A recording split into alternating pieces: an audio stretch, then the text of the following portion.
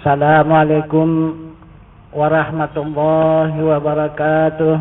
Waalaikumsalam warahmatullahi wabarakatuh. Bismillahirrahmanirrahim. Alhamdulillahi rabbil alamin.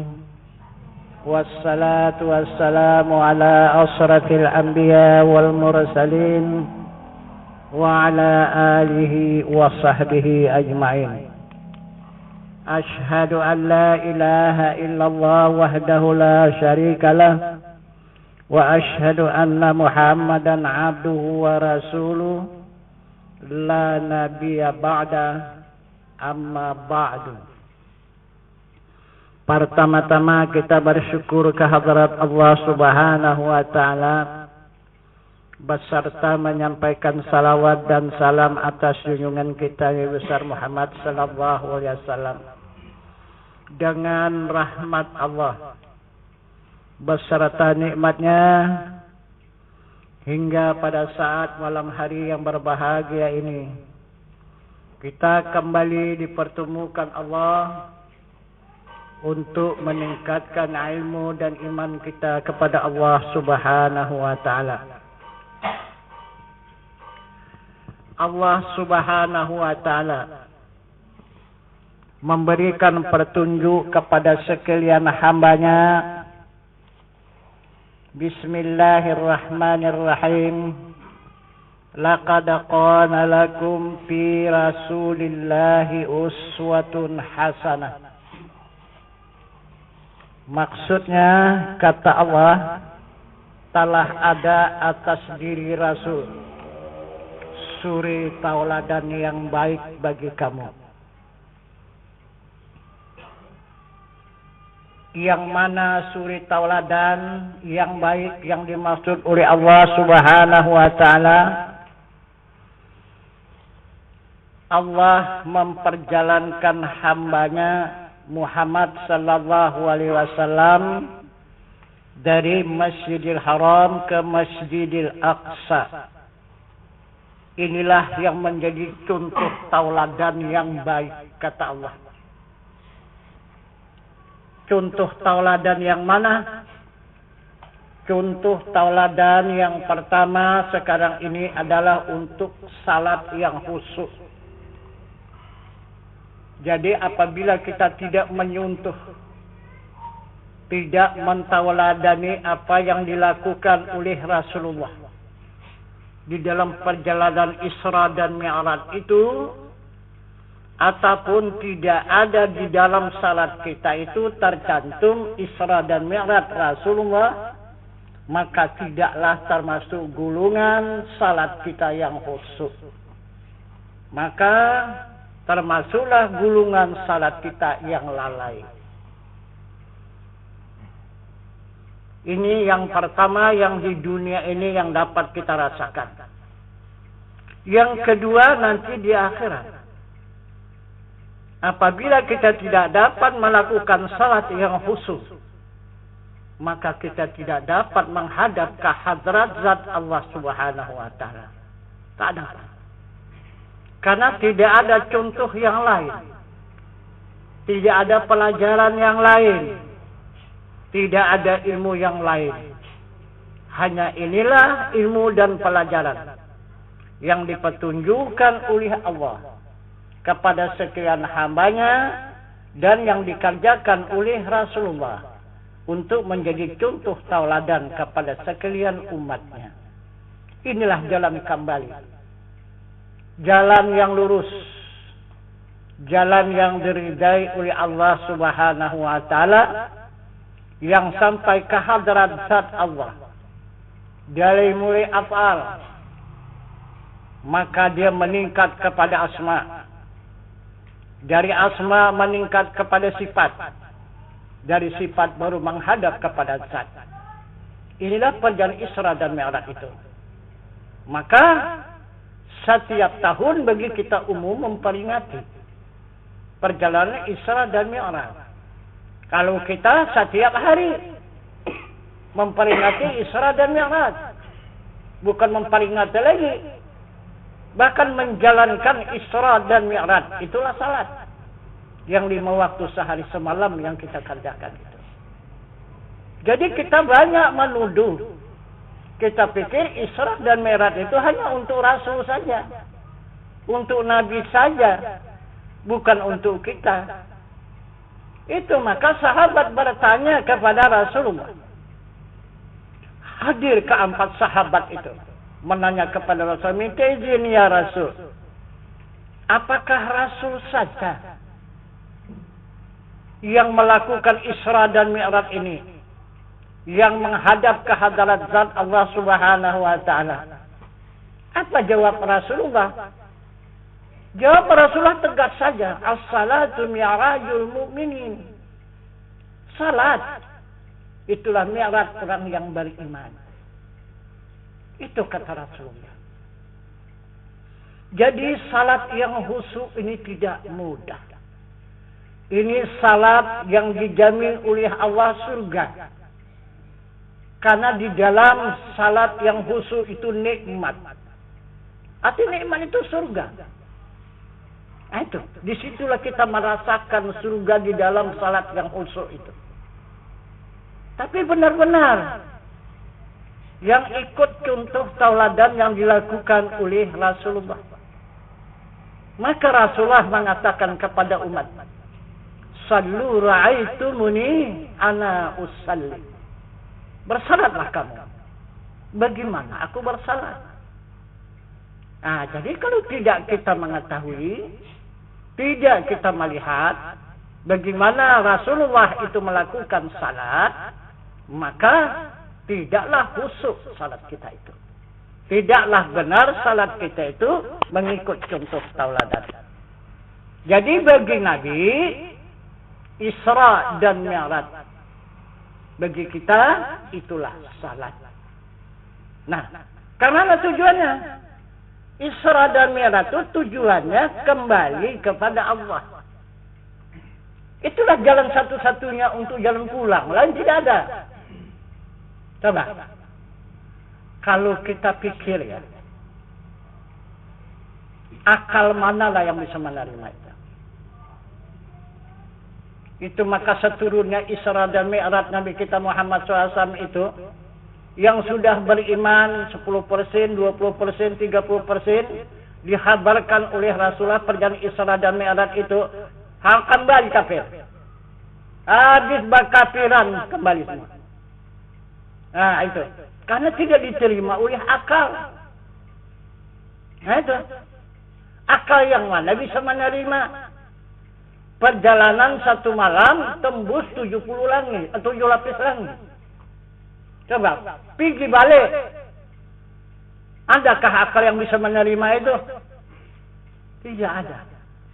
Dan kemudian yang tidak pernah beriman sama sekali. Yang betul-betul kafir. Pada saat itu dia beriman pula. Ini Muhammad di luar biasa. Ini bukan manusia biasa. Ini yang betul-betul bisa dijadikan contoh tauladan. Inilah satu-satunya hamba Allah yang bisa membawa seluruh hamba Allah ini untuk menghadapkan kepada Tuhannya. Lain belum pernah kita tahu, belum pernah kita jumpa. Baru ini satu-satunya. Begitulah umat yang dulu sibuk bersimpang siur, yang keluar dari agama, yang masuk ke agama. Begitu jugalah kita sekarang ini. Nah itu. Tak terima kali itu. Nah itu. Nah itu maka banyak yang lepas daripada fardu ain ini. Tapi coba kita periksa. Apa yang sebenarnya fardu ain ini? Yang luar biasa. Cobalah periksa. Apa itu? Itulah yang menjadi jaminan kepada diri umat. Apa itu? Kalaulah berdasarkan Al-Quran, ini perkataan Allah, berdasarkan sunnah Rasulullah yang dikerjakan oleh Rasul untuk melakukan salat saja. Saya rasa 40 tahun lagi kita menuntut ilmu belum tentu. Belum tentu kita dapat melakukan salat yang khusyuk itu 40 tahun lagi. Duduk kita begini bersama 40 tahun. Belum tentu. Ayo sama-sama kita buka Al-Quran, Al-Hadis dan Sunnah. 40 tahun lamanya. Belum tentu dapat salat itu yang khusyuk. Yang mana menjadi jaminan kita mendapatkan salat yang khusyuk itu? Itulah baiat. Itulah dia kelebihan fardu ain ini. Inilah baiat yang menjamin jamaahnya itu mendapatkan salat yang khusyuk, mendapatkan jalan yang lurus, jalan yang diridai oleh Allah kalau dia pulang. Walaupun sekarang tidak tahu satu huruf pun di dalam menuntut ilmu, cuman hanya sempat mendengar saja pulang dia. Nah itu dijamin oleh Allah Subhanahu wa ta'ala dakhalal jannah. Contoh, ini baiat ya. Rasulullah membaiatkan 13 tahun umat di Jabal Qubis. 13 tahun lamanya mendapat jamaahnya ataupun umat. Kalau kita sekarang jamaah, kalau Rasulullah itu umatnya mendapat umat 1080 orang. Ini yang dinamakan kaum muhajirin. Itulah yang menerima baiat dari Rasulullah di Jabal Qubis Makkah Al-Mukarramah. Kemudian Nabi pun hijrah. Dibawalah semua umat ini hijrah ke Madinah. Sampai di Madinah diterima dan disambut oleh kaum Ansar. Orang Nasrani. Itu yang menerimanya. Nah itu. Jadi cukup baik penyambutan orang Nasrani di Madinah itu. Jadi sampailah perintah Allah Subhanahu wa taala kepada Nabi kita Muhammad sallallahu alaihi wasallam. Yang pertama perintahnya, al-fitnatu asyaddu minal qatl. Fitnah itu lebih kejam daripada pembunuhan. Al-fitnatu akbaru minal qatl. Yang kedua, fitnah itu lebih besar daripada pembunuhan. Kamu selama di Mekah sampai ke Madinah ini, kata Allah, tetap difitnah oleh Abu Jahal dan Abu Lahab. Maka Abu Jahal dan Abu Lahab wajib kamu bunuh. Karena dia adalah pembunuh yang luar biasa. Nah, maka Rasulullah mengadakan sidang, ya, secara sidang kilat kepada para sahabat yang 10. Nah, kemudian keputusan daripada sidang, daripada rapat kilat itu, maka mendapatlah keputusan. Ditanya oleh Rasulullah Abu Bakar Siddiq, ya Abu Bakar, bagaimana sediaanmu untuk melaksanakan perintah Allah ini untuk menghapuskan jahiliyah di muka bumi ini? Separuh harta bandaku aku kurbankan. Silakan itu ambil, itu untuk Rasulullah, untuk dana perang ini.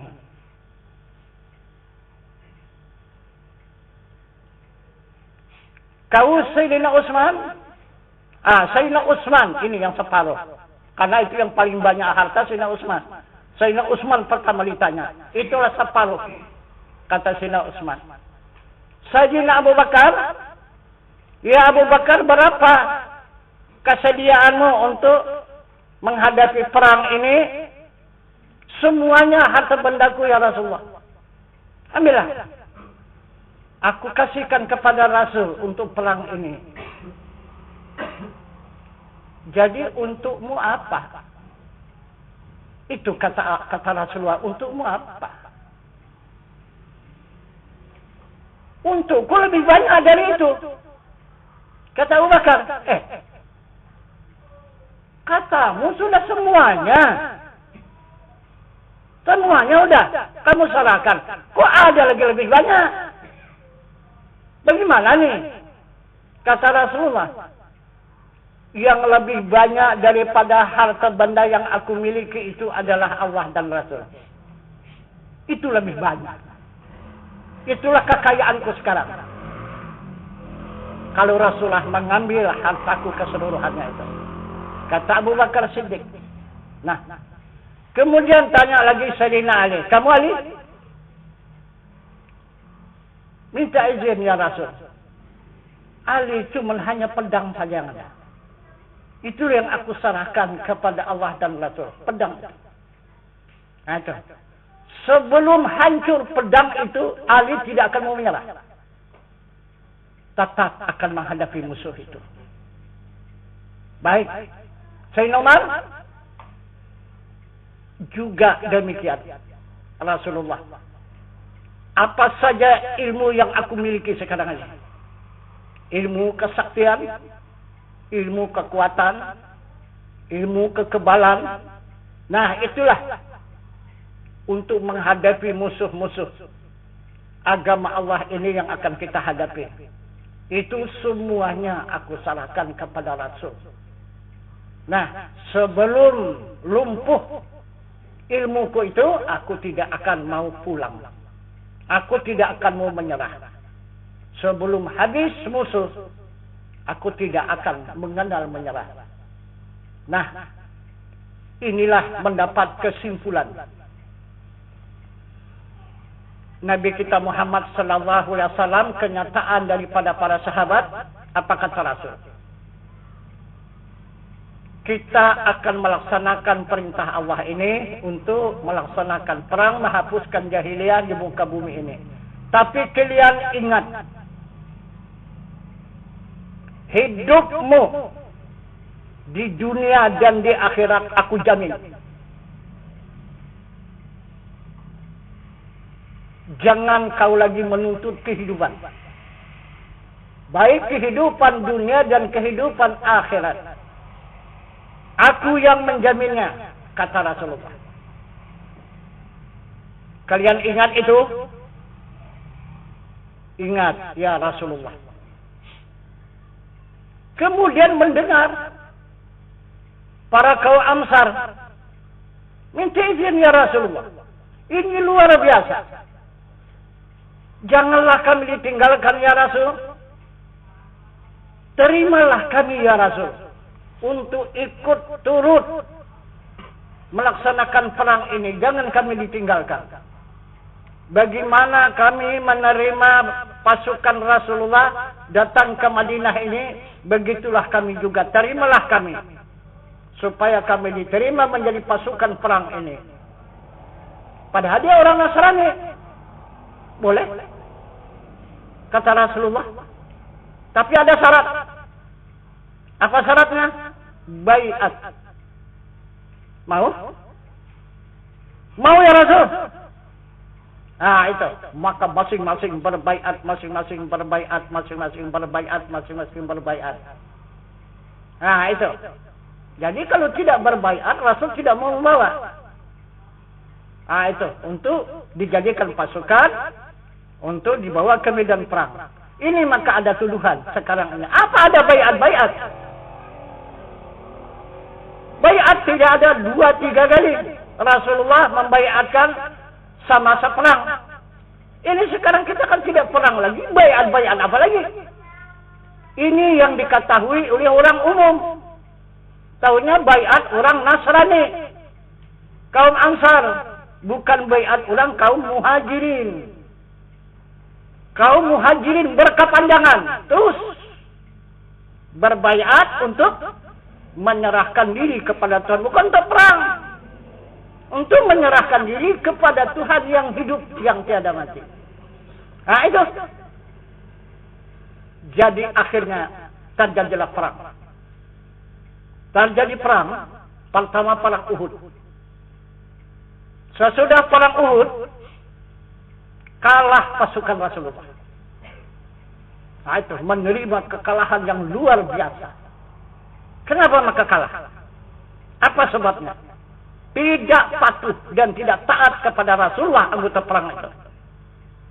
Karena Rasulullah sudah pesan, kehidupanmu dunia dan akhirat aku jamin.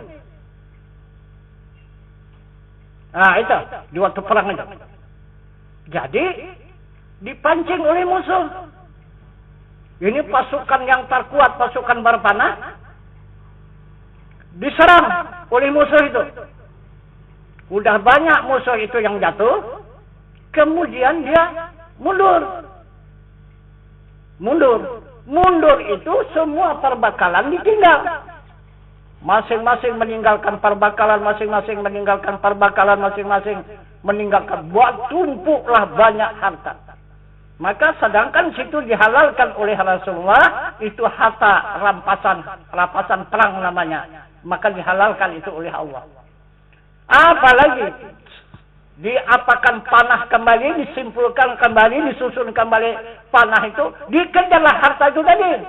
Masing-masing merebutkan harta yang tinggal itu tadi. Yang ditinggalkan oleh pasukan yang lari itu. Tidak cukup pula satu persatu. Aturan cukup satu aja jadilah. Untuk misalnya satu orang, satu mengambil harta yang tinggal tadi. Inilah. Udah diambil yang ini berebut ke sana lagi. Jadi berebut ke sana, berebut ke sana, berebut ke sana, berebut ke datang pasukan dari belakang pasukan Abu Jahal, Abu Lahab. Habis semua, rontok semua kena panah. Tidak ada yang hidup. Nah, itulah mundurlah pasukan Rasulullah itu. Kalah. Tidak ada pasukan lagi. Hampir habis. Nah, itu maka Abu Bakar memohon kepada Rasulullah, ya Rasulullah, pasukan sudah sangat lemah. Mohon kami bantuan. Kalau tidak ada bantuan Rasulullah tidak akan mungkin perang ini diteruskan lagi. Karena musuh sudah keluar banyak. Pasukan kita sudah hampir habis. Maka Rasulullah bermohon kepada Allah Subhanahu wa taala bagaimana untuk memberikan kekuatan kepada pasukan berperang itu. Maka datang dari Allah puasa. Nah itu puasa. Apa arti puasa itu? Inilah yang dimaksud Allah di dalam ayat suci Al-Quran. Ya ayyuhalladzina amanu kutiba alaikumus syiyam kama kutiba alal ladzina min qablikum la'allakum tattaqun. Jadi puasa ini rupanya menghapuskan tenaga yang zahir dan menimbulkan tenaga yang batin. Jadi diri manusia itu dihapuskan, ditimbulkan kekuatan diri malaikat. Malaikat mana bisa mempan di pedang? Manusia ini yang mempan. Nah, maka dilaksanakanlah oleh pasukan. Maka pasukan itu walaupun sedikit lagi yang tinggal, tetapi berapapun pasukan yang dihadapi, tidak akan mundur lagi. Karena tidak ada senjata musuh itu yang membinasakan. Padahal mereka sudah menjamin 100% mendapat kemenangan. Sudah mereka sedikit, sudah mereka menerima kekalahan, kemudian puasa lagi. Orang puasa tak makan, tak minum, lemah. Itulah pendapat pasukan Abu Jahal, Abu Lahab, tetapi tertipu. Rupanya tambah luar biasa kekuatan pasukan Rasulullah. Nah, maka dari itu mendapatlah kemenangan pasukan Rasulullah. Ini perang yang kedua itu perang Badar namanya. Nah, itu maka keluar sekarang salawat Badar. Itulah Rasulullah langsung tuh turun. Itu maka bersalawat, pasukan ini di belakang menggiring Rasulullah. Rasulullah di depan. Itu yang kata salawat Badar. Nah, disitulah mendapatkan kemenangan Rasulullah untuk melawan pasukan Abu Jahal dan Abu Lahab itu. Itu. Nah, jadi itulah yang dicontohkan oleh Allah dan Rasul kepada kita pada saat sekarang ini. Kalau bisa kita taatilah apa perintah Allah dan Rasul itu. Kadang-kadang kita jual ketaatan kita kepada Allah dan Rasul gara-gara harta benda. Jangan sekali-sekali kita banggakan harta benda itu, kita lebihkan daripada Allah dan Rasul. Tidak ada harganya harta benda kita kalau tidak ada Allah dan Rasul. Karena diberkati oleh Allah dan Rasul, barulah ada harta benda kita itu. Nah itu. Jadi kita serahkanlah kepada Allah dan Rasul. Harta benda itu kita cuma hanya menjaganya. Kita hanya amanah dari Allah dan Rasul. Nah itu, jangan kita miliki 100%. Itu yang dimaksud oleh Allah dan Rasul. Kemudian kaum Ansar yang berbaiat, kenapa maka diminta oleh Rasulullah mesti berbaiat? Kalau dia tak bisa ikut perang. Nah, coba lihat hadis Rasulullah.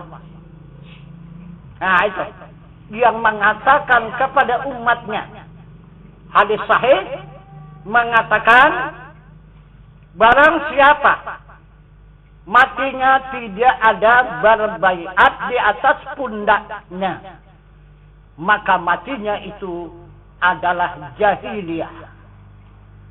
Nah kan, itu hadis sahih gitu ya. Barang siapa mati tidak ada di atas pundaknya baiat, matinya itu adalah jahiliyah. Apa yang dimaksud oleh Rasulullah? Itu kaum Ansar yang berbaiat tadi, orang kafir, jatuh di medan perang, korban dia, tapi dijamin oleh Allah surga. Orang kafir, coba itu kekuatan baiat itu. Tapi banyak dipandang enteng orang itu. Itu. Kenapa maka dipandang enteng? 350 tahun yang lalu tidak boleh dikeluarkan mengenai baiat ini. Siapa yang mengeluarkan, dia akan dipancung. Inilah yang paling benci, yang paling ditakuti oleh penjajah negara kita ini dulu. Itulah baiat. Baiat ini paling dibenci oleh penjajah tanah air. Karena dia apabila berkembang, pasti dia akan menuntut haknya. Dia akan memberontak. Dia akan merebut tanah airnya. Dia tidak mengenal hidup ataupun mati. Soalnya dia menuntut haknya. Itu yang ditakuti oleh penjajah. Dan begitu juga penjajah yang lebih besar lagi daripada penjajah tanah air. Penjajah apa? Penjajah rumah Allah. Itu penjajah rumah Allah. Coba lihat. Sebenarnya kalbu itu, hati kita itu Baitullah, rumah Allah. Kenapa sekarang menjadi rumah syaitan dan iblis? Kenapa? Ini karena dimasuki oleh penjajah. Ini Baitullah, qalbu mu'minin Baitullah. Hati orang yang beriman itu rumah Allah. Kenapa maka menjadi rumah syaitan dan iblis? Sifat majmumah yang dicela oleh syara. Maka yang hidup di dalam kalbu uzub, sema'a, takbur, riya, hasad, dengki dan tinggi diri. Bukan Allah yang berbicara di sana. Kalau menurut ketentuan Allah Subhanahu wa ta'ala, tidak ada berbicara syaitan dan iblis di dalam rumahnya. Yang berbicara itu Allah. Yang berbicara di dalam rumahnya, summa yatalinu juluduhum wa qulubuhum ila zikrillah. Maksudnya tetap kala masyarakat dari kulit kamu hingga hati kamu zikir Allah. Tidak ada bisikan-bisikan yang lain untuk membawa kita kepada neraka. Maka Allah mengatakan dalam Al-Quran, itu adalah penyakit hati. Fi qulubihim maradun. Ada pada hati mereka berpenyakit. Apabila penyakit itu tidak dapat disembuhkan, maka dia akan menjadi buta mata hati itu. Akan menjadi khatamallahu ala qulubihim wa ala sam'ihim wa ala abasarihim ghisawatu walahum azabun azim. Aku petili mata hati mereka, maka butalah mata hati. Jadi kalau sudah buta mata hati, dari mana ada iman? Kalau sudah tidak ada iman, dari mana ibadah? Dari mana amal? Karena sumber daripada amal ibadah itu adalah iman. Dari mana iman itu? Ilmu. Tapi buta sudah mata hati. Nah itu. Jadi tidak ada yang bisa menyembuhkan penyakit hati adalah baiat. Serahkan diri kepada Tuhan yang hidup, yang tiada mati. Tidak ada merasa punya diri lagi. Nah itu. Yang dirasakan hanya Allah dan Rasul. Siang dan malam. Zat Allah dan wajah Allah. Itu yang dirasakan. Mana zat Allah yang hidup, yang tidak bisa mati. Serahkan dirimu kepada Tuhanmu yang hidup, yang tiada mati. Wa tawakkal 'alal hayyil ladzi la yamut. Kata Al-Quran. Serahkan dirimu kepada Tuhanmu yang hidup, yang tidak mati. Yang hidup itu adalah zatnya yang maha suci. Yang berada wallahu muhitum fil alamin, adanya yang muhit di semesta alam, yang merata di seluruh alam, itulah zatnya yang maha suci, itu yang hidup. Kemudian sifatnya yaitu wajahnya. Mana dia wajahnya? Ataupun sifatnya, ataupun nurnya, ataupun kelakuannya, kelakuan daripada zat itu, maka dijelaskan oleh Allah. Allahu nurus samawati wal ardh. Allah menerangi di langit dan di bumi. Ini wajahnya. Kemudian mana asmanya? Asmanya yang berzikir di kalbu hamba, di kalbu manusia. Yang berzikir Allah di kalbu manusia. Af'alnya mana? Af'alnya, perbuatannya, inilah menjadi tubuh manusia. Nah, jadi ada kita punya hati lagi, ada tempat setan menumpang, iblis mengganggu, menguasai kalbu kita. Kalbu pun tak punya lagi. Yang ada hanya baitullah. Yang ada hanya rumah Allah. Tidak ada punya hati. Nah itu. Tenaga pun tak punya. Yang ada hanya kudrat Allah, kita bergerak. Nafsu pun tidak ada. Kita berkehendak dengan iradat Allah, bukan lagi dengan nafsu. Kita mengetahui, tidak lagi dengan akal. Kita mengetahui dengan ilmu Allah. Kita hidup, tidak lagi pakai tubuh. Yang hidup itu adalah hayat Allah yang ada meliputi seluruh tubuh. Nah, kita mendengar tidak dengan kuping lagi. Kuping itu hanya tempatnya saja yang mendengar dengan sama Allah. Kita melihat tidak dengan biji mata. Biji mata itu cuma hanya sangkar. Nah, itu. Ataupun tempat kita melihat dengan sifat besar Allah. Kita berkata-kata tidak lagi dengan lidah. Kita berkata-kata dengan kalam Allah yang ada pada lidah. Nah, dari mana syaitan dan iblis itu bisa mengganggu kita lagi? Kalau ini betul-benar sudah kita hayati dan kita amalkan. Udah kita kembali kepada Allah. Semua sudah kita serahkan diri kita kepada Allah. Nah, jadi inilah yang diajarkan oleh Rasulullah. 13 tahun di Jabal Qubis.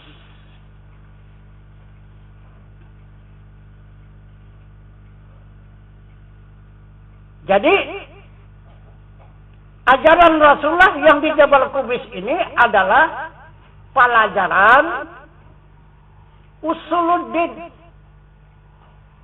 Ada, ini katakan usuluddin. Bagaimana pelajaran Rasulullah semasa di Jabal Qubis? Pelajarannya pertanyaan, usul, pertanyaan. Bagaimana pertanyaannya? Man rabbuka? Siapa Tuhan kamu?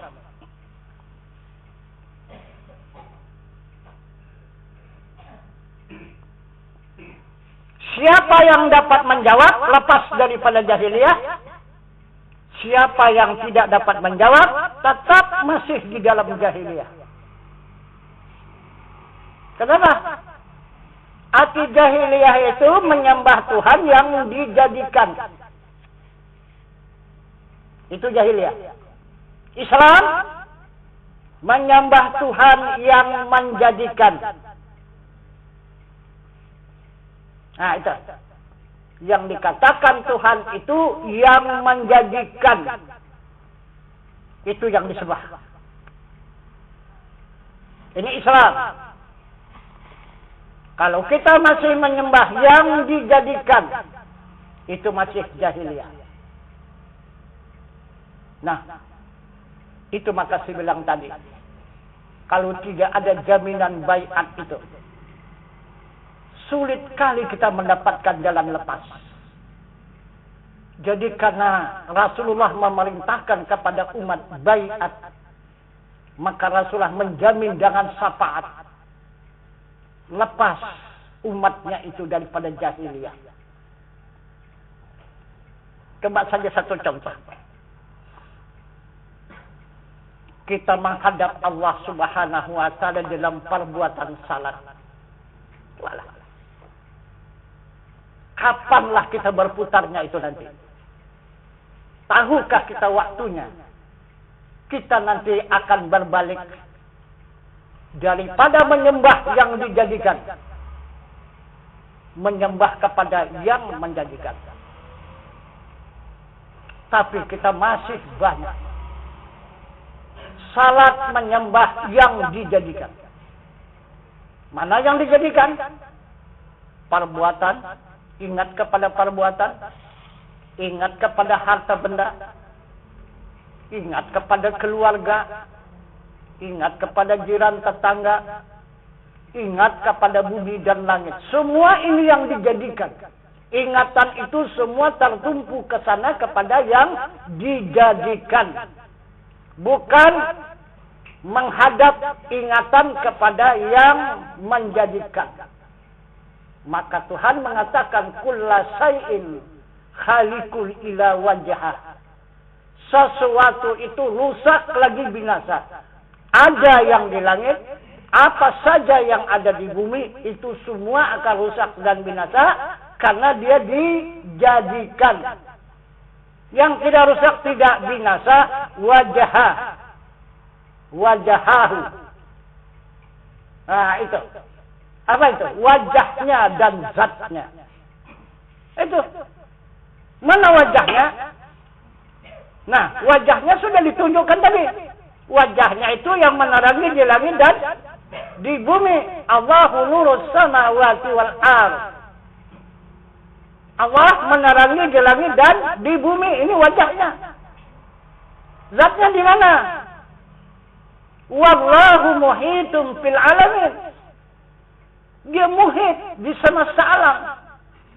Yang mana dia zatnya?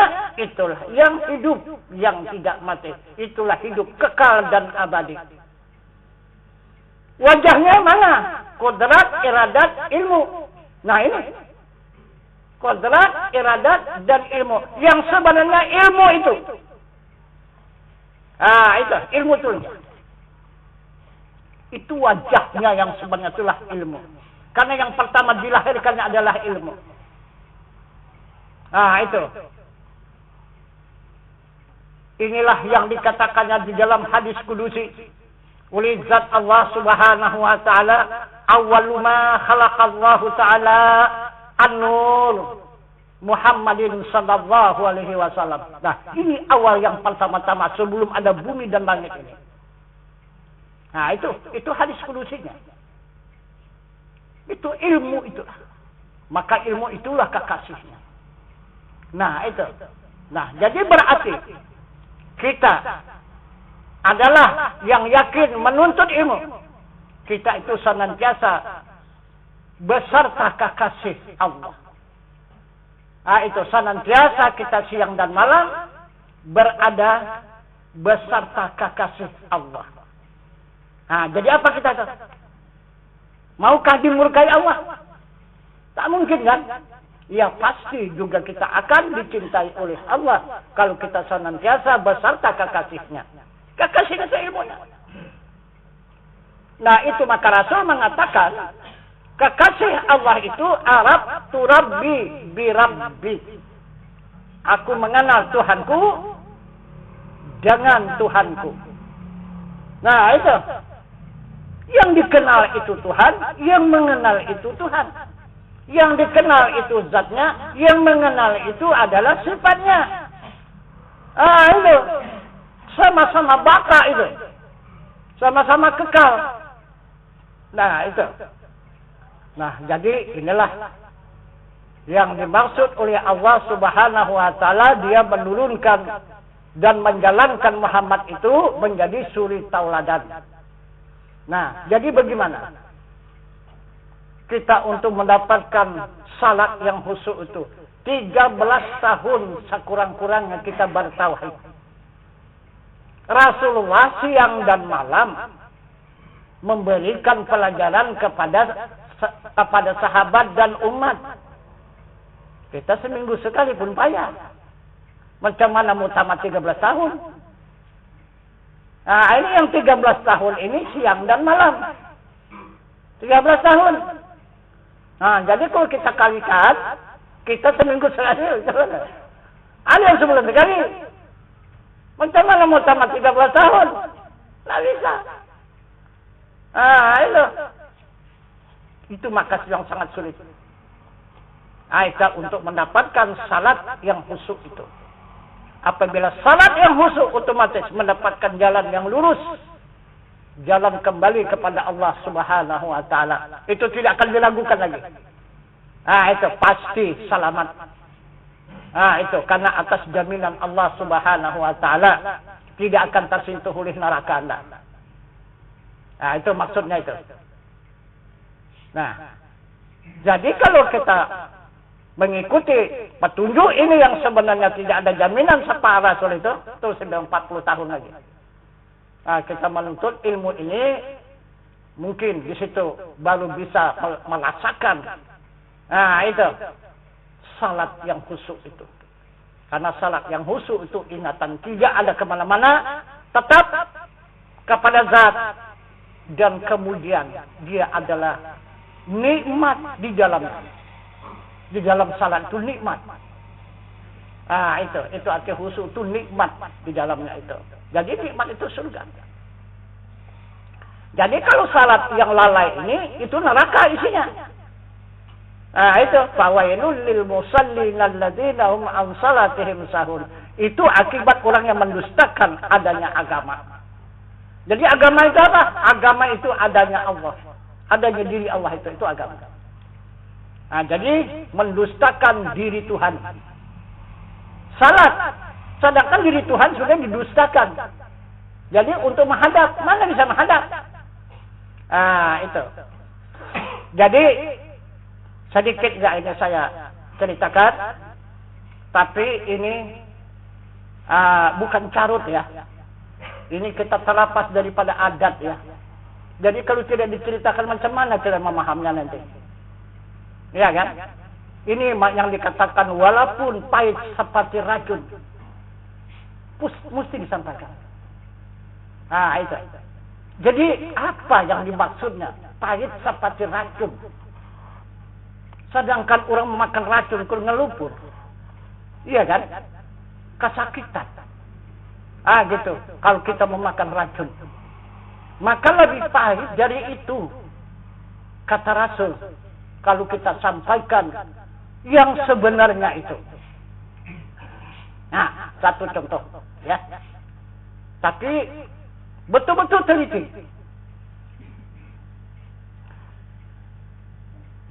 Ini kita menghadap kepada diri Allah. Ya. Menghadap kepada kelakuan Allah. Menghadap kepada asma Allah. Menghadap kepada perbuatan Allah. Inilah jalan ilmu yang kita tuntut ini. Supaya mendapatkan jalan yang lurus.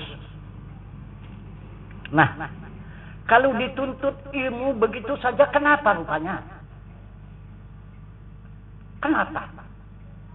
Maka ada baiat pula. Kenapa ada baiat?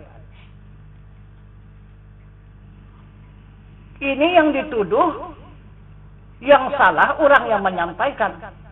Bukan Allah dan Rasul. Yang memerintahkan ini Allah. Yang mensunahkan ini, yang menghadiskan ini Rasulullah.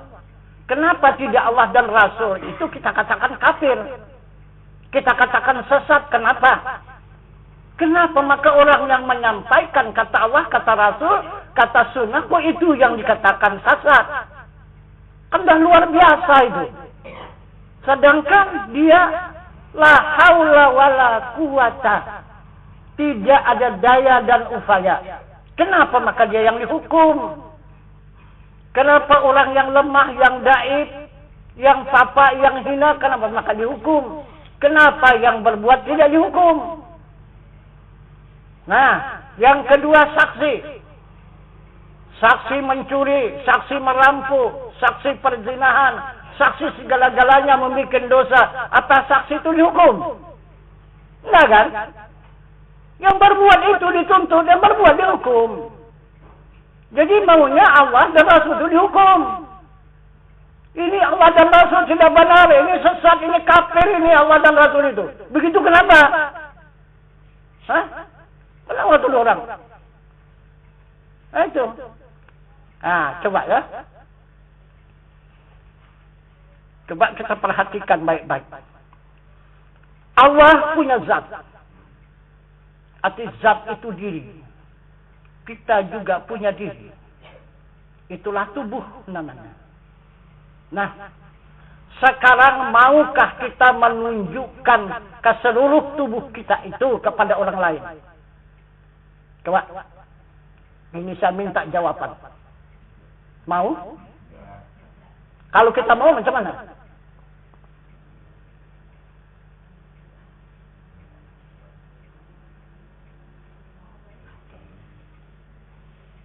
Kalau kita mau macam mana?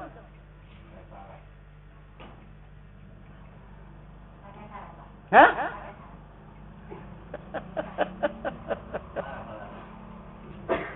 Dilimpar orang. Coba kau percaya terai. Coba. Bukalah seluruh pakaian kita, tunjukkan diri kita, coba. Sanggup? Itulah dia. Begitulah Tuhan kepada hambanya. Bagaimanapun kata hamba, aku ya Allah cinta kepadamu. Ya Allah, aku taat dan patuh kepadamu.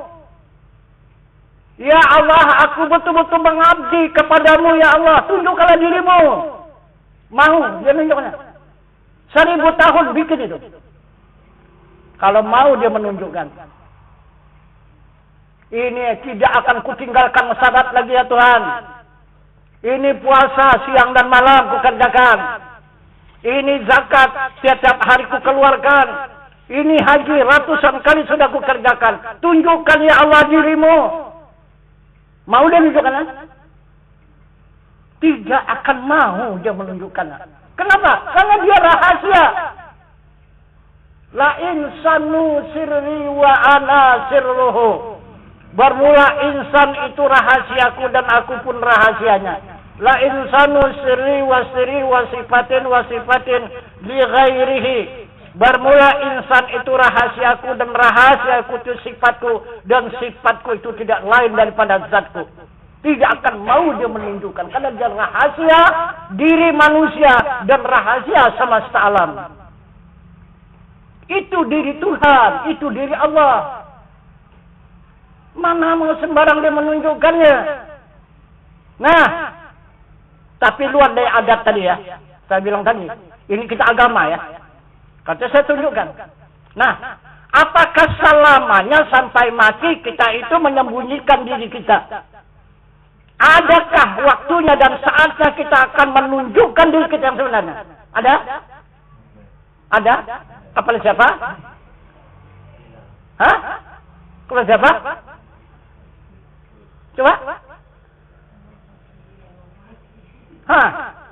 Kepada siapa? Hah, kan? Kepada orang yang sudah menerima nikah kita. Penyerahan diri kita. Itu. Nah, kalau sudah diterimanya nikah kita, macam mana?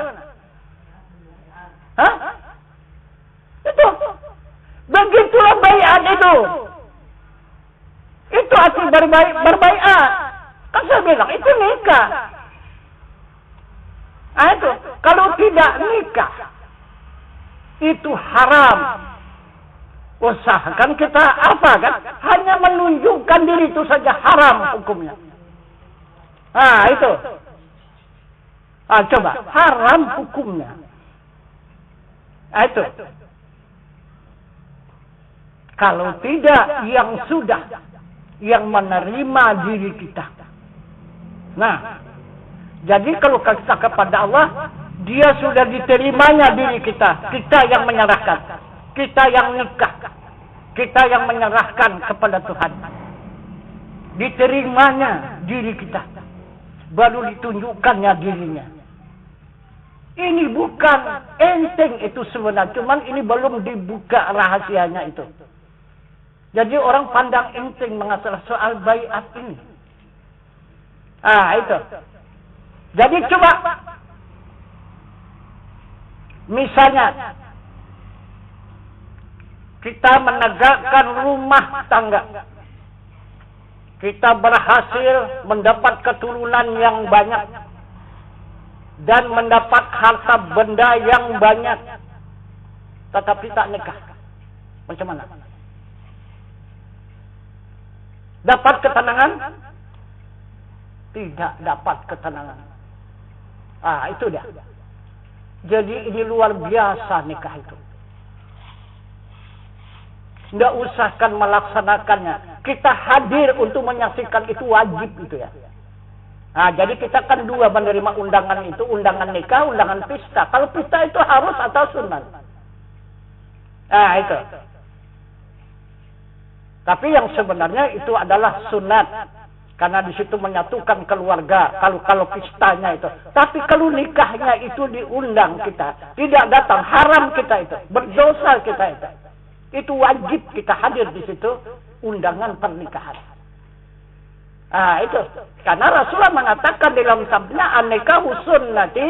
Faman lam ya'mal bisunnati falaysa minni. Itu pernikahan itu pekerjaanku. Siapa-siapa yang tidak melakukan bukan dari gulunganku. Itu kata Rasul. Nah, jadi inilah sebenarnya baiat itu. Jadi supaya kita jangan kena fitnah selalu.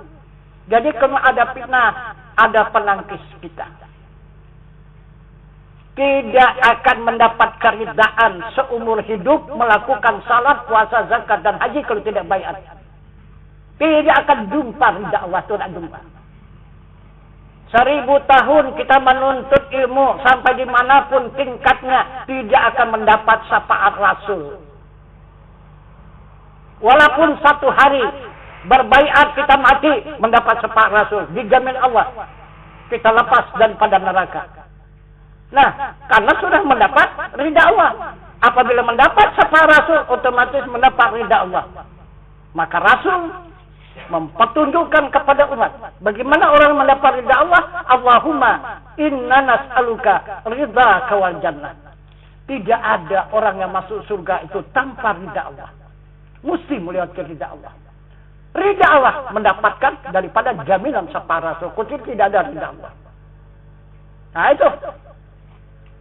Jadi cobalah kita renungkan, kita pikirkan baik-baik. Sia-sialah kita beragama ini tanpa baiat. Itu maka Rasul mengatakan tidak ada di atas pundaknya mati dia adalah jahiliyah. Kalau sudah jahiliyah apa ada? Ada.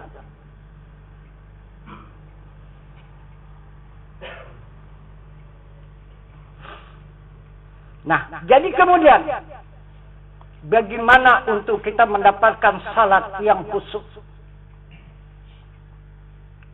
Salat yang khusyuk kata Allah ikut contoh. Nah itu. Yang dikatakan oleh Allah salat yang khusyuk itu adalah surat Al-Mu'minun. Qad aflahal mu'minun alladzina hum fi salatihim khashi'un. Itu sangat beruntung orang yang beriman. Kalau tidak beriman tidak dapat salat khusyuk itu. Tak dapat. Itu. Jadi kalau sudah kita beriman, maka menggapailah keuntungan. Karena di waktu menegakkan salat itu mendapatkan khusyuk di dalamnya. Di waktu salat itu khusyuk di dalamnya. Bahkan tawadhu lagi kata Rasul. Bukan sekadar khusyuk saja, khusyuk dan tawadhu. Nah itu. Jadi ini salat ini adalah jalan kita pulang. Maka dari sekarang kita melatih jalan pulang supaya kita tidak kesasar. Nah itu, kalau sudah terus kita berlatih, maka terjaminlah jalan kita kembali itu tidak akan kesasar. Nah itu, karena kita senantiasa berlatih. Nah itu, satu hari satu malam, sekurang-kurang 5 kali kita berlatih. Nah itu untuk menghadap kepada zat Allah Subhanahu wa Ta'ala yang Maha Suci dan untuk memandang kepada sifatnya yang suci. Itu. Nah, maka Nabi kita Muhammad sallallahu alaihi wasallam mengatakan kepada kita, apa kata Rasulullah? Jika kita mau mengikuti salat Rasulullah, apa jalan? Maka Rasulullah menunjukkan jalan. Talibul ilmi faridatun ala kulli muslimin wal muslimat. Maksudnya bermula menuntut ilmu fardu atas tiap-tiap muslim laki-laki dan muslim perempuan yang akil balik. Yang mana ilmunya? Pertama ilmu syariat. Kedua ilmu tarikat. Ketiga ilmu hakikat. Dan keempat ilmu ma'rifat. Nah, ini jalan kita untuk mengikuti Muhammad itu Isra dan Mi'raj. Jika sudah kita tuntut ilmu syariat, maka kita bisa ikut serta mengikuti perjalanan Muhammad Isra dari Makkah sampai ke Baitul Muqaddas. Itu dengan ilmu syariat. Kemudian kita tingkatkan ilmu kita kepada ilmu tarikat. Barulah bisa kita mengikuti Rasulullah berjalan di langit 7 lapis langit. Tarikat itu langit, menjalani langit. Jalannya jalan tarikat, ilmunya. Nah itu.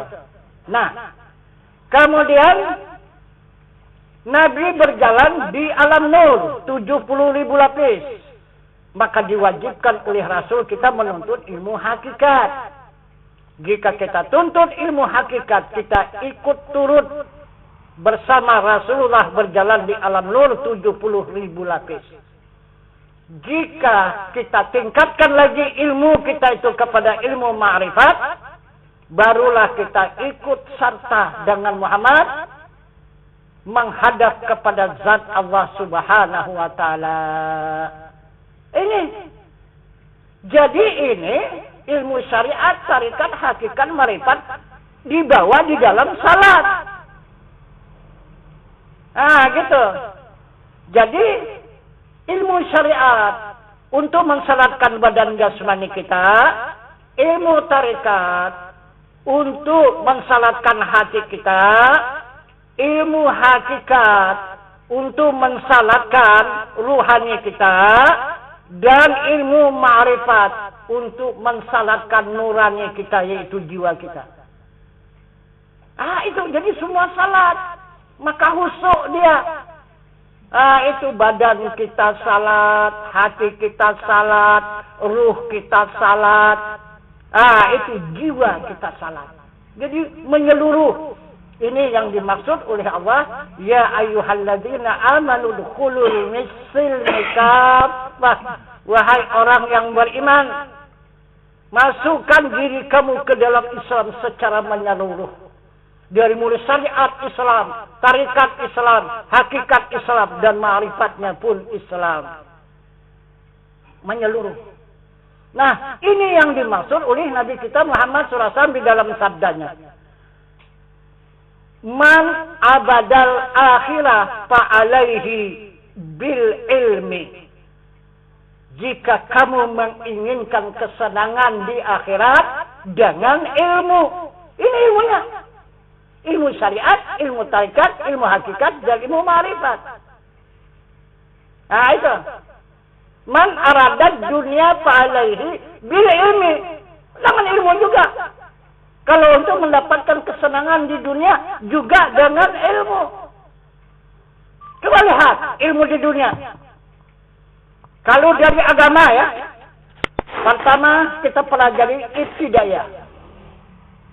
Sesudah ibtidaiyah, baru sanawiyah. Sesudah sanawiyah, baru aliyah. Ah itu, kalau dulu fakultas namanya, sekarang ini kuliah ya. Kuliah. Baru nanti meningkat kepada derajatnya. Itu. Jadi kalau derajatnya sekarang, ya, berapa derajat itu? Sampai kepada S1, S2, S3 kan? Itu sampai kepada insinyur profesor. Itu tingkatan derajat ilmunya. Jadi di tingkat umum pun demikian. Pertama SD, kedua SMP, ketiga SMA, keempat kuliah. Baru juga derajat ke atas. Sehingga sampai kepada profesor. Profesor itu penutup. Itu yang tertinggi ilmu itu profesor itu. Nah inilah dikerjakan untuk mencari kehidupan di dunia. Macam mana? Susah mencari kehidupan di dunia? Kalau suruh begini ilmunya? Kan tidak kan? Nah, juga kalau di akhirat juga pakai ilmu seperti itu. Syariat, tarikat, hakikat, ma'rifat, hayalullah, panapilah, bakabilah, musyahadah. Coba kerjakan salat, coba kerjakan puasa, coba kerjakan keluarkan zakat, coba laksanakan ibadah haji.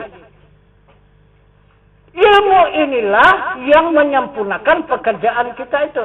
Ilmu inilah yang mengangkat derajat kita. Ilmu. Tapi orang sangat suka meninggalkan ilmu.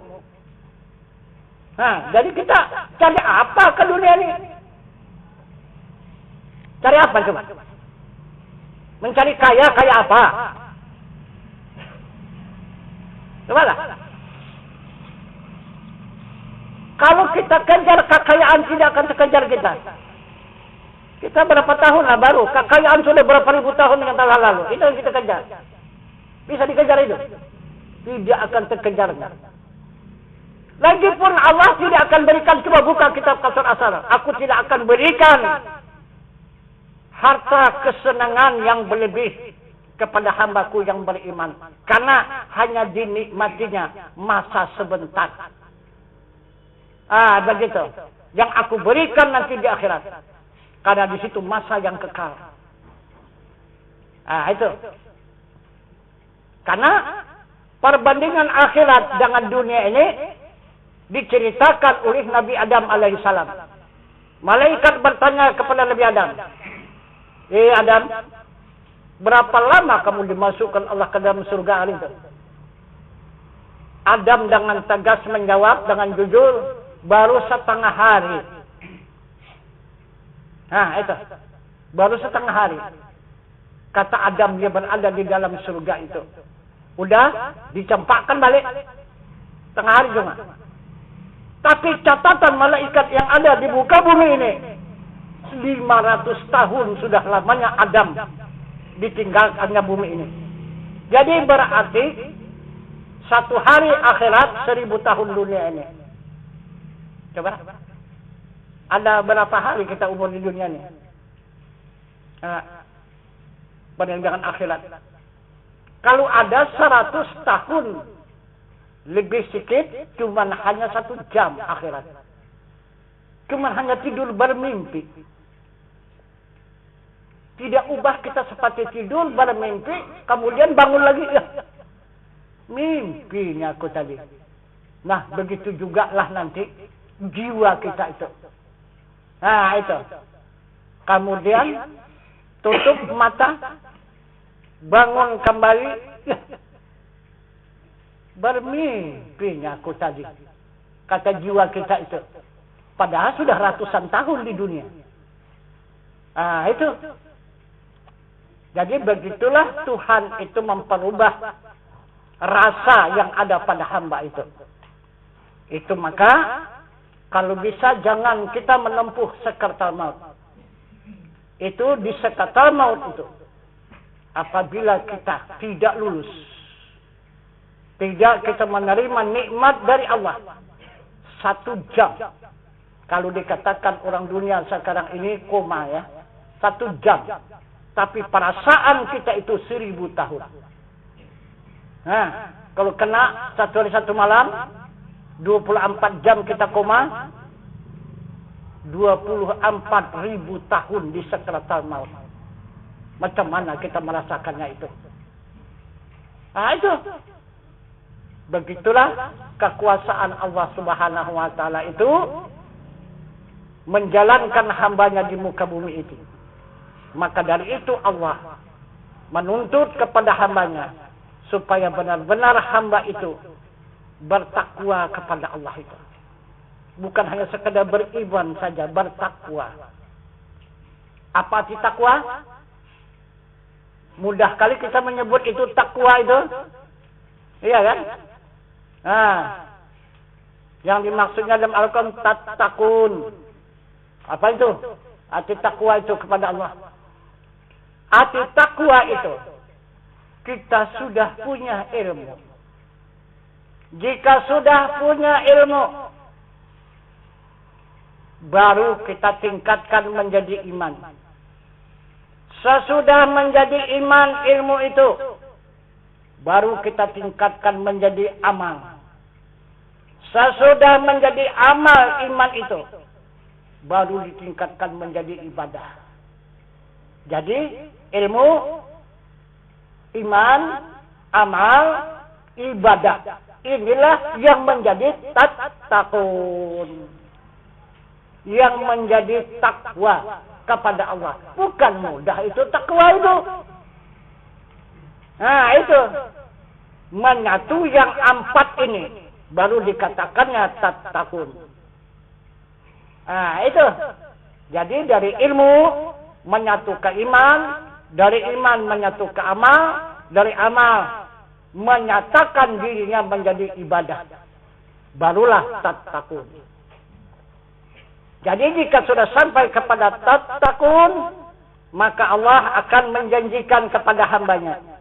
Wa may yattaqillaha yaj'al lahu makhraja wa yarzuq min haitsu la yahtasib. Barang siapa yang bertakwa kepada Allah diberikan jalan keluar dan diberi rezeki yang tidak disangka-sangka. Itu janji Allah Subhanahu wa Ta'ala. Ah itu. Nah, jadi inilah jalannya kita untuk mendapatkan salat yang khusyuk tadi. Kita mesti salat itu diisi dengan ilmu. Ilmu syariat, ilmu tarikat, ilmu hakikat, dan ilmu ma'rifat. Ilmu syariat mengenal af'al Allah, ilmu tarikat mengenal asma Allah, ilmu hakikat mengenal kepada sifat Allah dan wajah Allah, dan ilmu ma'rifat mengenal kepada zat Allah. Itulah yang menjadi salat. Maka salat itu khusyuk. Nah, jadi salat itu tidak ada berbau hamba dan tidak ada berbau malaikat. Usahakan hamba malaikat pun tidak ada di dalam salat itu. Salat itu minallah billah lillah, daripada Allah kepada Allah, bagi Allah. Coba, maka dikatakan kata Allah, kamu bukan salah, kamu hanya berbohong. Coba, di mana saatnya kita berbohong itu? Di mana? Sadar apa enggak kita bahasa kita berbohong? Ya. Sesudah kita takbir menghadap ke hadrat zat Allah Subhanahu wa Ta'ala. Itu takbir itu menghadap kepada zat ya. Fa'bud ini sembah aku. Nah itu menghadap kepada zatnya. Hati menghadap itu mengingat. Wa aqimis salata li dzikri. Tegakkan salat, ingat aku. Maka kita pun berkata di hadrat zat Allah, Inna salati wa nusuki wa mahyaya wa mamati lillahi rabbil alamin. Lillah si rabbil alamin. Itu salatku, ibadahku, hidupku dan matiku hanya milik Allah, Tuhan semesta alam. Coba macam mana? Tak ada milik kita kan? Tak ada milik kita salat itu. Nah, kemudian timbul di belakang. Berdiri Allahu Akbar, ruku Allahu Akbar, sujud Allahu Akbar, duduk Allahu Akbar. Kemana? Siapa yang mengatakan Allahu Akbar itu? Kita memuji Tuhan kita. Di mana Tuhannya? Di atas. Itu paling banyak ke di atas ya. Itu paling banyak tuh. Itikadnya di atas sana. Allahu Akbar berdiri. Allahu Akbar ruku. Terbelakangi Tuhan yang di atas tadi. Allahu Akbar duduk. Tertunggungi Tuhan tadi. Kejam apa enggak itu? Tertunggingi Tuhan tadi. Orang dia di atas, kita nyuruh ke bawah. Kan ditunggingi Tuhan itu. Nih Tuhan, kita bilang. Kita tunjukkan punggung kita itu. Kemana itu coba? Coba. Allahu Akbar duduk. Nah apalah. Ya kan? Masih bisa ngelunggengi itu. Coba bagaimana? Bukan kita di situ, kita sudah tidak ada lagi. Itu maka kita tadi berbohong. Itu yang mengata Allahu Akbar, dia puji kalim bagi kalim. Allah memuji dirinya. Bukan ada kita yang memuji. Itu Allahu Akbar juga dia menunjukkan dirinya. Dia yang maha besar, itulah ruku. Allahu Akbar, Allah yang maha besar, itulah menunjukkan dirinya sujud. Allahu Akbar duduk, dia menunjukkan dirinya maha besar, itulah duduk. Mana ada hamba? Kalau ada di situ hamba, berarti kita adalah berbohong kepada Tuhan. Inna salati wa nusuki wa mahyaya wa mamati lillahi rabbil alamin. Itu adalah kata-kata bohong kepada zat Allah. Macam mana terima Allah salat itu? Tidak diterimanya. Itu. Sudah berlaku di dalam satu Allah semata. Itu Allah semata-mata. Mana ada? Jadi kalau kita hamba, Al-Quran sudah menghantam la haula wala quwata illa billahil azim. Di mana bisa melakukan salat?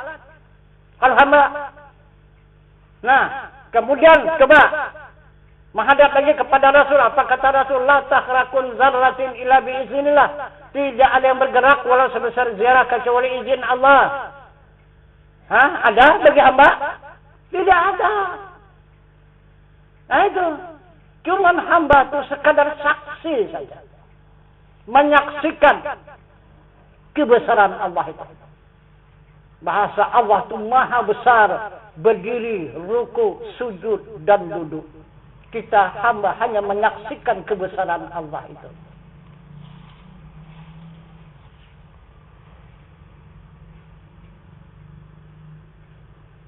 Nah itu maka dikatakan masjid itu rumah Allah. Nah itu bukan rumah orang kan, rumah Allah. Ada pernah kita melihat Allah masuk ke dalam masjid itu? Ada pernah melihat Allah masuk ke dalam masjid?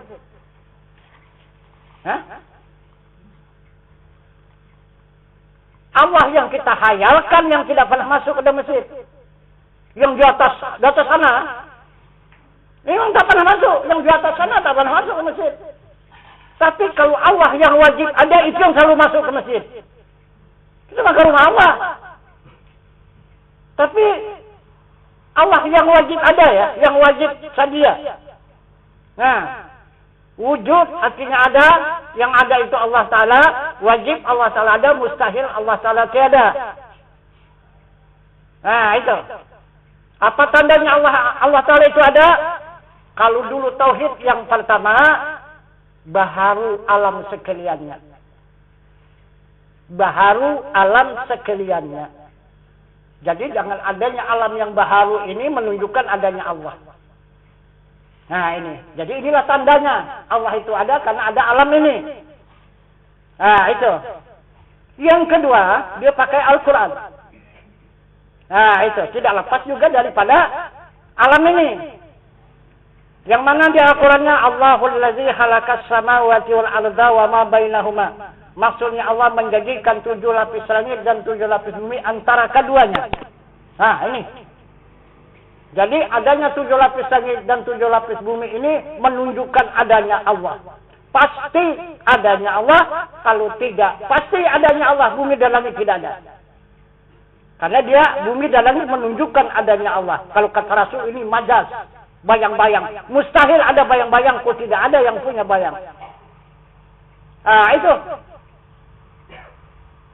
Jadi keterangan yang kedua menunjukkan Tuhan itu ada. Pertama, baharu alam. Yang kedua adalah Al-Quran. Yang ketiga, ada lagi keterangannya. Yang ketiga, Al-Quran juga. Yang mana dia? Fawarabis sama'i wal ardi innahu lahakum islama annakum tantikun. Demi Allah. Bersumpah lagi Allah. Menjadikan 7 lapis langit dan 7 lapis bumi. Maka adalah ia. Adanya ia.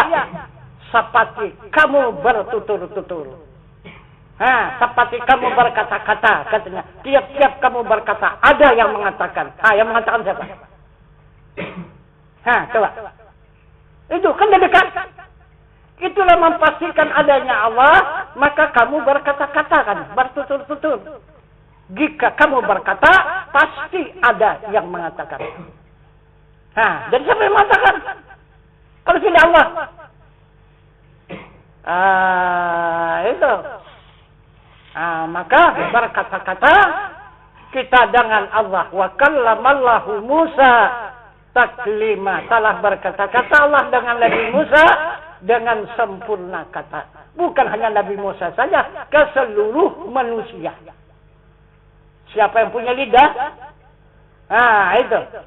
Berkata-katalah dengan Tuhannya.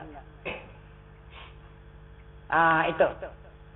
Nah, jadi inilah yang tidak kita ragukan lagi. Walaupun kita belum mendapatkan salat yang khusyuk, tetapi kita sudah berada di jalan salat yang khusyuk. Itu maka dimaafkan oleh Allah. Maka Allah akan menerima keridaan salat kita itu.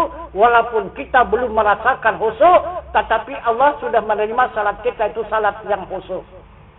Cuman kita belum merasakan itu saja. Itu. Karena jalannya sudah ditunjukkan oleh Rasulullah. Salat yang khusyuk itu pakai ilmu syariat, ilmu tarikat, ilmu hakikat, dan ilmu ma'rifat. Barulah sesuai dengan contoh tauladan yang dilakukan oleh Rasulullah, yang dijalankan oleh Allah Subhanahu wa taala. Nah, itu. Jadi itulah salat yang diridai Allah, salat yang khusyuk, yang mengikut contoh tauladan yang dilakukan Rasulullah. Jadi tidak akan kita ragukan lagi salat itu. Jangan ditunggu-tunggu lagi. Aku belum bisa salat ini karena belum khusyuk. Jangan. Iya. Jadi kalau kita pulang, tahun muka, tahun depan, salat belum ada. Jangan. Itu. Ini tidak lagi ditunggu. Yang ditunggu syafaat Rasul. Syafaat Rasul sudah kita terima.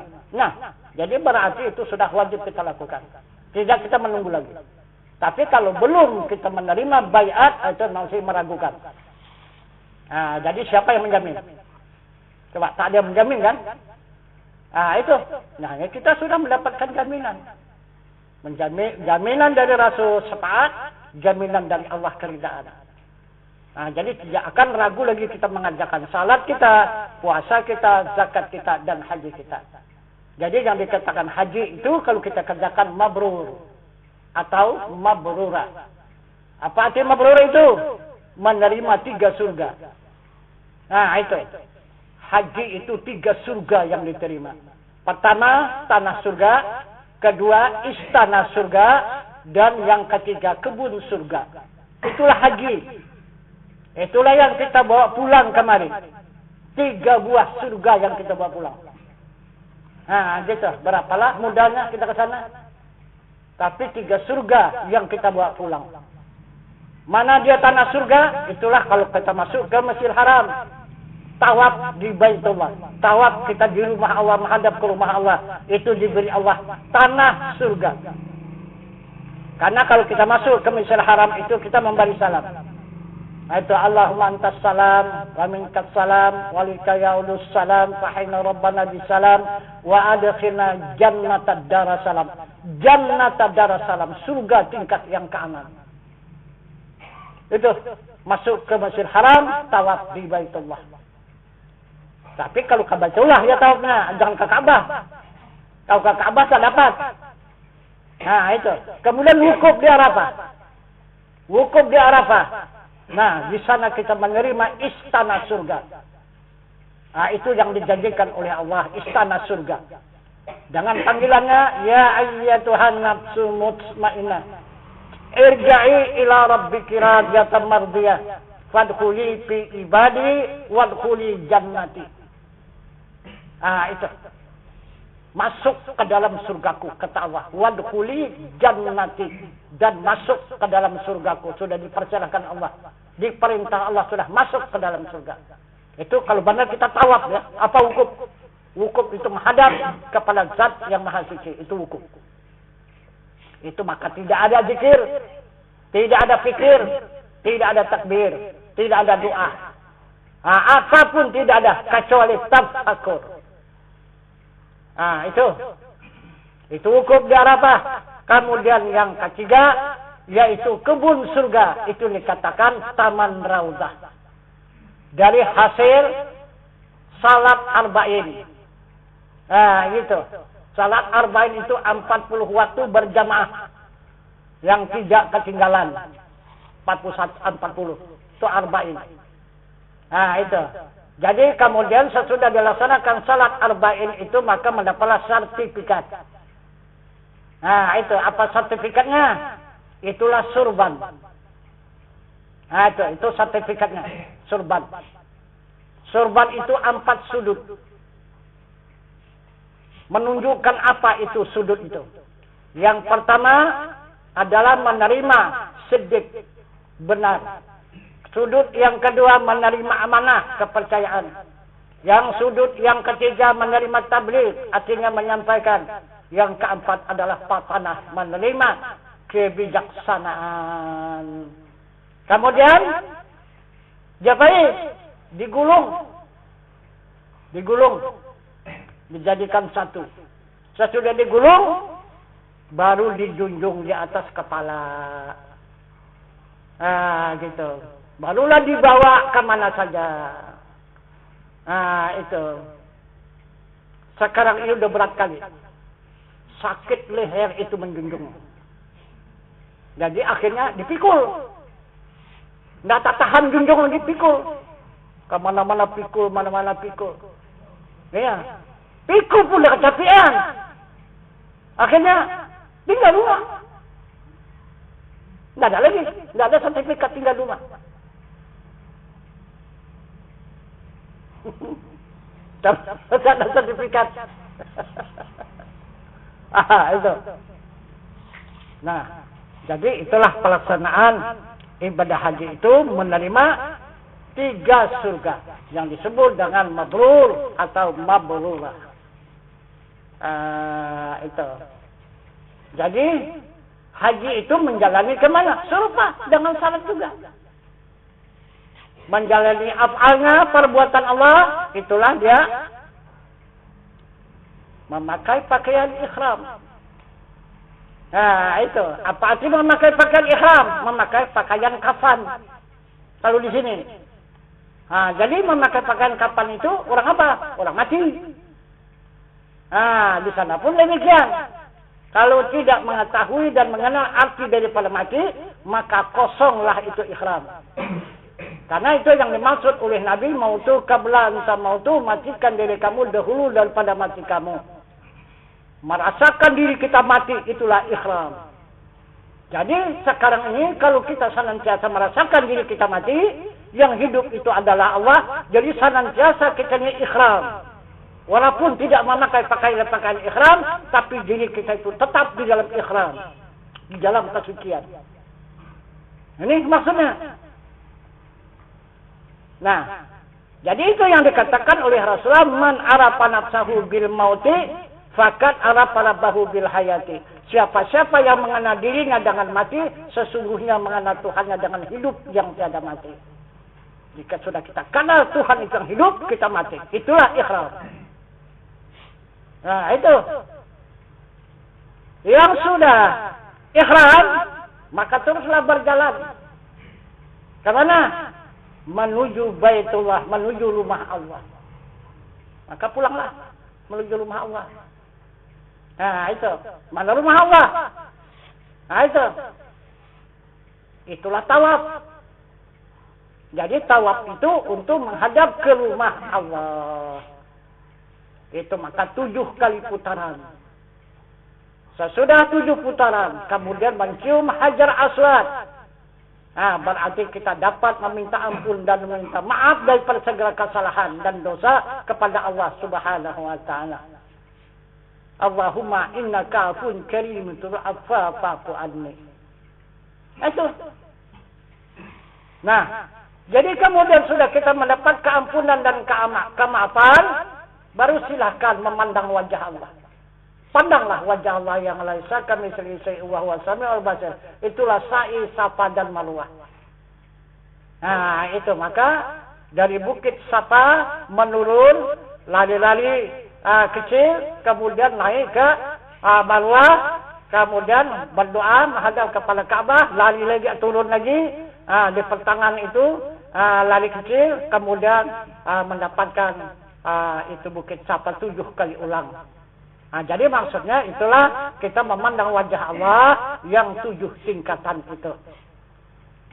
Kemudian sesudah wukuf di Arafah itu menghadap kepada Zat yang Maha Suci. Nah, itu menghadap kepada Zatnya yang Maha Suci. Nah, itu maka dikatakan irji'i ila rabbiki radiyatan mardiyah. Nah, itu mari menghadap kepada Zatku dengan hati yang reda dan aku ridai. Itu wukuf.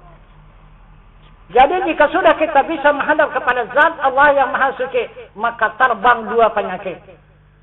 Penyakit apa? Apa penyakit yang terbang itu? Penyakit alawamah dan penyakit amarah. Alawamah itu binatang yang ada pada diri kita itu terbangnya. Kemudian amarah itu syaitan dan iblis. Itulah yang kita limparkan ke zumrah. Nah, binatang dikurbankan di Jabal Kurban, dan amarah yaitu setan dan iblis dilimparkan, dikembalikan ke zumrah.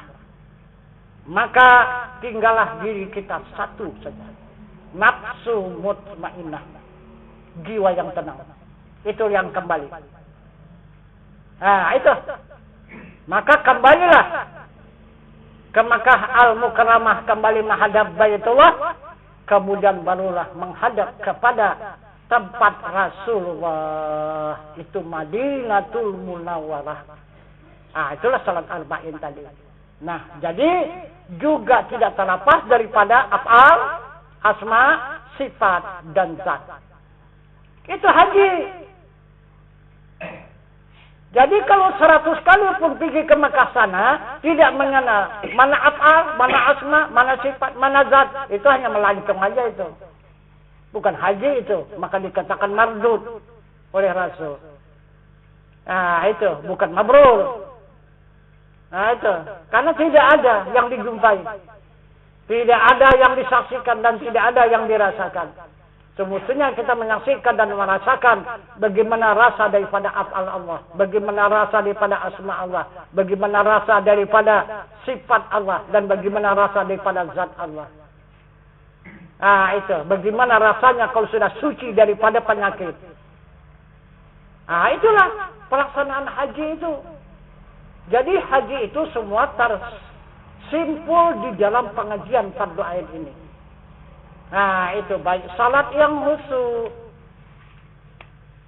haji yang mabrur, kemudian jalan pulang mendapatkan jalan yang lurus, jalan yang diridai oleh Allah Subhanahu wa taala.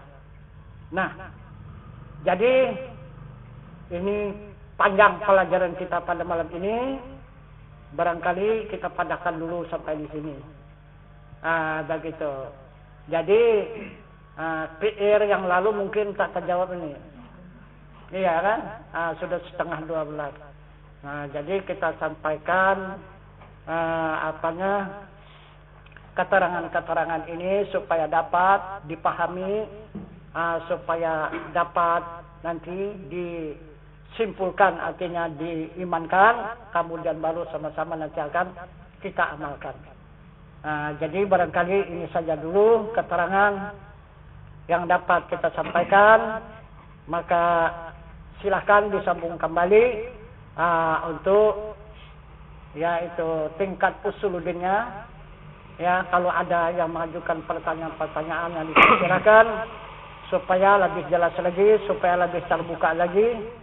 Maka keterangan mukaddimah kita padakan sampai di sini. Wabillahi taufiq wal hidayah. Assalamualaikum warahmatullahi wabarakatuh. Waalaikumsalam warahmatullahi wabarakatuh.